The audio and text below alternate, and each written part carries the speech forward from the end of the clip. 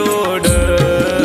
विसरून स्वतःला शोधितो मी राधे तुला बोलवी काना तुला वाजवून मुरली